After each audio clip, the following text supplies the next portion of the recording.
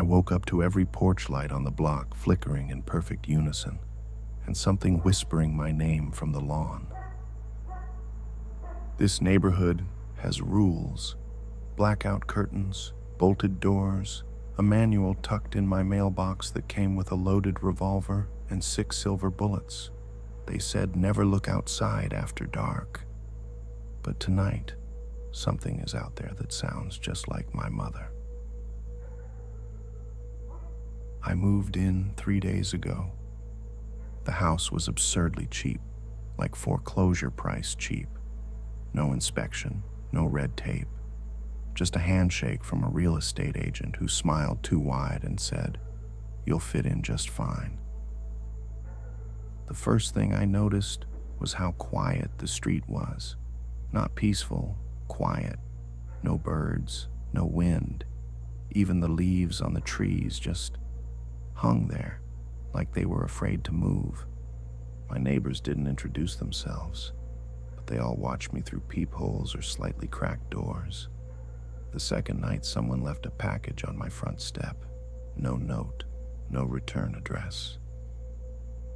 Inside was a heavy leather-bound manual, worn at the edges, full of yellowed pages and careful underlines. On top of it sat a revolver in a velvet-lined box, polished, loaded. The first page of the manual had a title: Neighborhood Security Guidelines, version 5.7, updated September 13th. I flipped through the first few pages in disbelief. It read more like folklore than protocol. Keep blackout curtains closed after 8 p.m. sharp. Do not respond to voices outside your home, regardless of familiarity. If your porch light flickers 3 times, arm yourself and remain silent. Do not look through the windows between the hours of 9 p.m. and 5 a.m. If something scratches at your door or window, do not engage. If it knows your name, it is already inside. There was a final handwritten note tucked in the back. This is not a metaphor. It wants you to treat it like a ghost story. That's how it gets close. That night, I left the curtains open. I figured it was hazing, a scare tactic, some stupid HOA cult bullshit. But tonight was different. At 9:13 p.m., every porch light on the block began to flicker, all at once, in perfect rhythm, like a metronome made of electricity and fear. Then came the voice. At first, I thought it was the wind, a soft against the siding. Then it shifted. Words, a woman's voice, soft, trembling, broken. "Honey, open the door. I need your help. Something's out here." I froze. My hands went numb. My mother had been dead for 6 years. I reached for the revolver.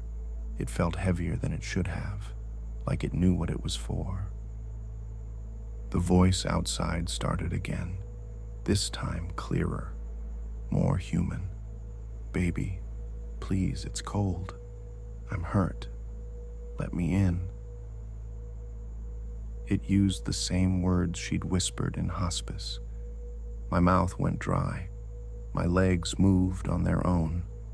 I crept to the window. I don't know why. I knew the rules. I knew. But something in the cadence of her voice tugged at the animal part of my brain, the part that remembered lying beside her hospital bed, wishing for one more goodbye. I peeked through a slit in the curtain. There was something on the lawn.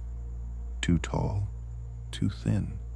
Its limbs were wrong, bent like coat hangers, skin that looked stretched over wires, and a face that... No, it wasn't a face. It was bone, a white, deer-like skull with too many teeth, and it turned toward me. Not the house, not the window, Me. It rasped and smiled. It fucking smiled. I yanked the curtain closed, heart slamming against my ribs like it was trying to escape. Then it came closer. I heard the crunch of dead grass under hooves. The porch light flickered. Once, twice, 3 times. Something began to scratch at the window, slow, deliberate, like a warning, like it wanted to test how loud it had to be to make me scream.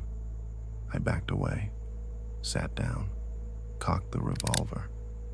My hands were shaking so bad I nearly dropped it. It's quiet now. The lights have stopped flickering, but the scratching hasn't. It's not saying my name anymore. It's saying something else, something I don't remember telling anyone. And in the distance behind the trees, I swear I saw other porch lights flicker in response. The scratching stopped just before dawn. Not all at once, not clean. It faded the way breath does when someone dies, slower than you expect, and far too quiet to notice until it's gone. When the sun rose, I peeled the blackout curtain back an inch. The lawn was empty. Dew glistened on the grass.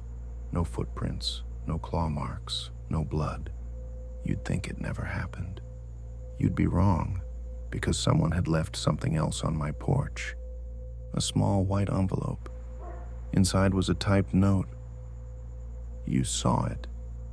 You weren't supposed to. We need to talk. 217 Ash Willow Drive. No name, just a house number. I didn't recognize it, but I didn't need to check a map. I already knew which house it was, the one with the red mailbox, the one whose porch light never flickered. The walk over was quiet, too quiet. Every house I passed had those blackout curtains drawn tight. No morning routines, no kids playing, no barking dogs. Just rows of homes pretending they didn't see me. 217 looked the same as the others, but it felt older, like it had been here longer than the rest of the street. Its porch sagged slightly. Moss grew in cracks no other lawn had. The door creaked open before I could knock. A man stood in the shadows. Early 60s, wiry, face like an old boot someone had tried to polish, but gave up halfway. His name was Halter. "Get inside," he said, voice like sandpaper and bourbon. "Don't let it see you talking to me." Inside, the house was cold. Not chilly, cold. The kind of cold that lives in basements and inside coffins. He offered me tea. I didn't drink it. "You looked out the window," Halter said. Not a question, a statement. I nodded. He sighed and sat down across from me, revolver resting openly on the table between us, identical to mine. Everyone does their first week. Curiosity always wins. I asked him what the hell that thing was, what it wanted. He looked me in the eye and said, "It's not what it wants, it's what it needs, and we gave it everything." 50 years ago, the land this neighborhood sits on was part of a forest reserve, isolated, primal, a few disappearances here and there, always written off as animals or hikers falling into ravines. But the locals knew. They passed stories down in low whispers about the thing with the skull face that learned your voice if you stayed in the trees too long. Then the developers came, cleared the trees, built homes, sold dreams, and the disappearances kept happening until the neighbors struck a deal. Shelter, silence, sacrifice. Every year, the HOA quietly selects one new resident, a fresh face with no ties, no family in town, no one who'll notice if they go missing. The creature feeds. The rest survive. It's not the kind of monster you fight. It's the kind you contain. That's why the manual exists. That's why the porch lights are rigged. That's why I was given a gun. I'm never meant to fire. Halter leaned in close, breath bitter. You were this year's offering. I laughed. Out of shock, out of fear, out of the desperate need for it to be a sick joke. But then he pulled out a folder, documents, my real estate file, notes from a town council meeting I never attended, a list of my passwords, social media, bank logins, even the name of my dead brother. How did you? We didn't. You don't just feed it flesh, you feed it memories, familiarity, names. He slid the revolver toward me. You got 6 bullets, 1 silver, 1's for it. The rest, well, depends how tonight goes. I stumbled back home, manual in one hand, folder in the other. Every house I passed, I saw eyes behind the curtains, watching. Some looked ashamed, others didn't look away. That night, I sat in the dark, curtains drawn, gun in hand, waiting. 9:13 p.m., the porch lights flickered once, then twice, then nothing. I waited and waited, but the voice never came. The scratching never started, just silence. That's when I realized it already has what it needs. It doesn't have to come back tonight. It's just learning. Tomorrow, I'll knock on Halter's door again. If he answers, maybe he'll tell me what happens when the silver runs out. If he doesn't, I think I already know. The next morning, Halter didn't answer his door. I knocked once, twice, waited 5 minutes. Nothing. I thought maybe he was asleep. Maybe he skipped town. Maybe he'd finally done what every part of me was now screaming to do. Run. But the porch was clean, too clean. No moss, no rot, no sagging wood. It looked like every other house now, like it had always been part of the neighborhood. Back home, I tore through the manual again, looking for anything I missed. There was a page in the back I hadn't seen before, faded, folded into the binding. Protocol 6, containment breach. If a resident resists integration and the entity takes interest, 1, discredit the resident. 2, confuse their sense of time and space. 3, disable transportation options. 4, if necessary, bury the breach. There was a handwritten note below it, fresh ink. You've seen too much. That night, I tried to leave. Car wouldn't start. Not a dead battery, not engine trouble, just nothing. No turnover, no lights, like the car was never real to begin with. I walked, made it 3 blocks before the street looped, and I found myself back in front of my own house, porch light glowing like a halo over a condemned saint.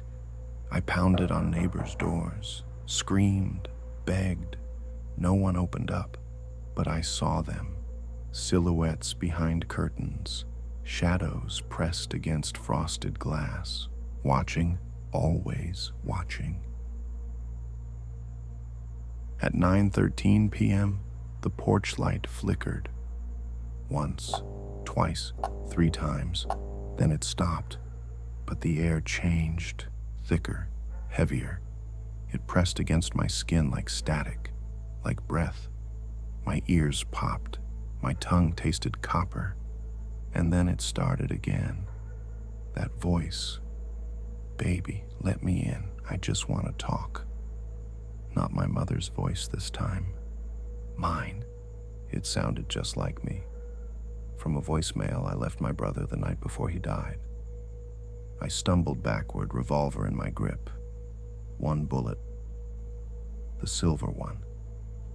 The scratching came next, not on the window, on the walls, inside.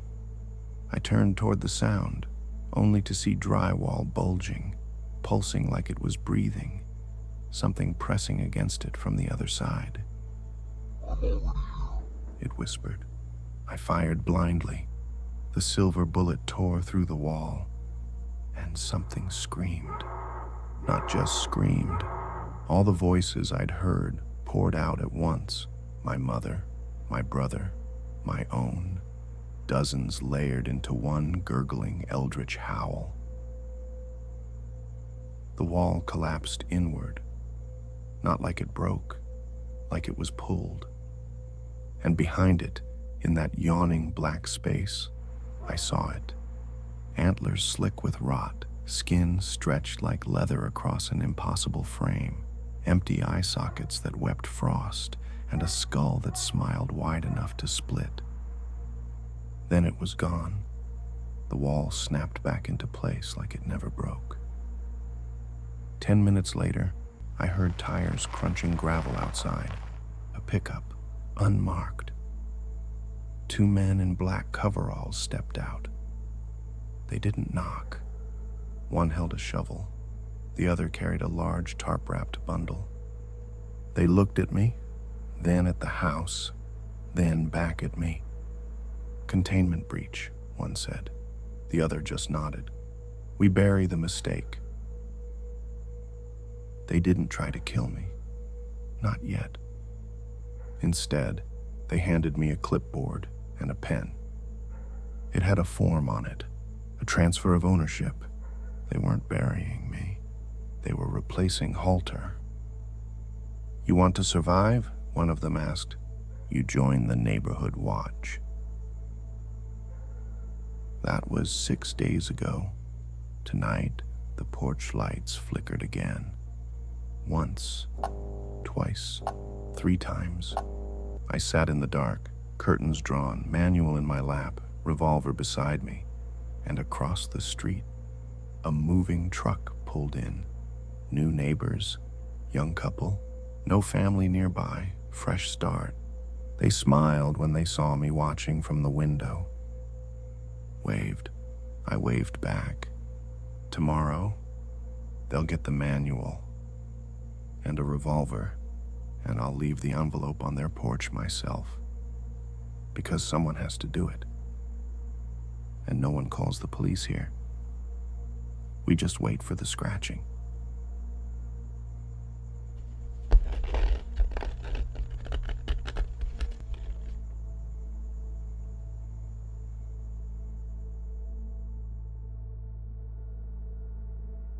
If you're still breathing, go ahead and like the video. Subscribe if you dare. There are plenty more nightmares waiting for you. And whatever you do, don't forget to ring the bell. It's the only way you'll hear the warnings in time.